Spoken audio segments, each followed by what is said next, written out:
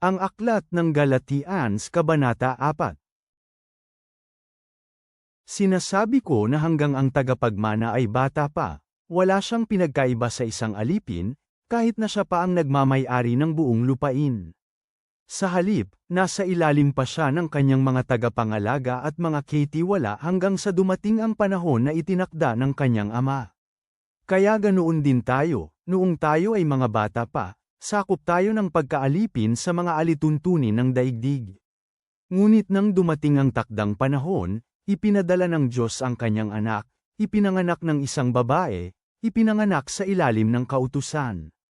Ginawa niya ito upang tabyusin ang mga nasa ilalim ng kautusan, upang matanggap natin ang pagkukupkop bilang mga anak. Dahil kayo ay mga anak, ipinadala ng Diyos ang Espiritu ng kanyang anak sa ating mga puso, ang Espiritu na tumatawag ng, Aba, Ama. Sa kadahilanang ito, hindi na kayo mga alipin kundi mga anak. Kung kayo ay mga anak, kaya kayo rin ay tagapagmana sa pamamagitan ng Diyos.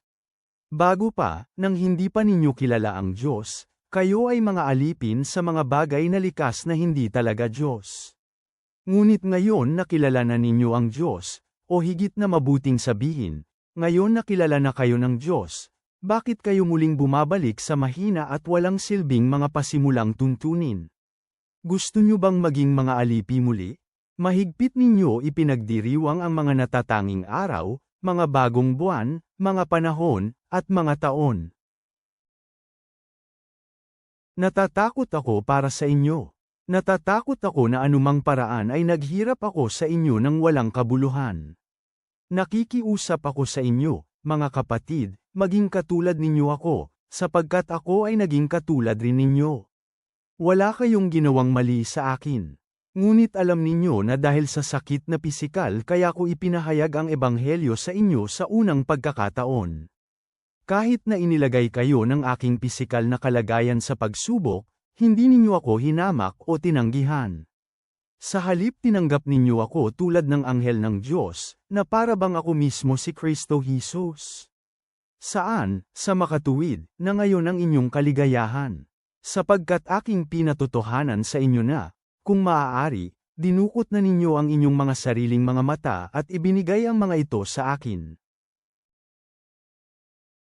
Kaya noon, naging kaaway na ba ninyo ako dahil sinasabi ko ang katotohanan sa inyo? Nagmamalasakit sila inyo, ngunit hindi sa ikabubuti. Gusto nila kayong ihiwalay sa akin para sumunod kayo sa kanila. Laging mabuti ang magmalasakit para sa mga mabubuting dahilan, at hindi lang kung ako ay nariyan na kasama ninyo. Maliliit kong mga anak, ako ay nagdaranas muli ng sakit tulad ng babaeng nangganganak para sa inyo hanggang si Kristo ay mabuo sa inyo.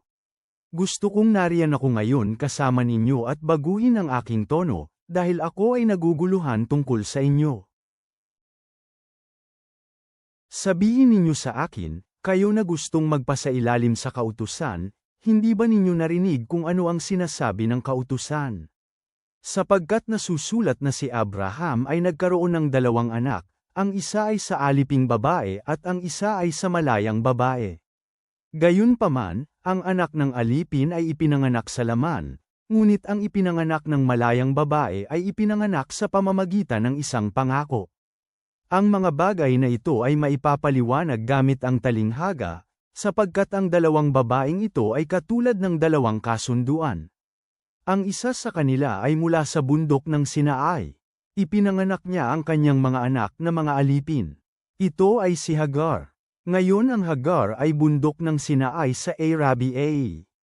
Isinisimbolo niya ang kasalukuyang Jerusalem, sapagkat siya ay nasa pagkaalipin kasama ng kanyang mga anak.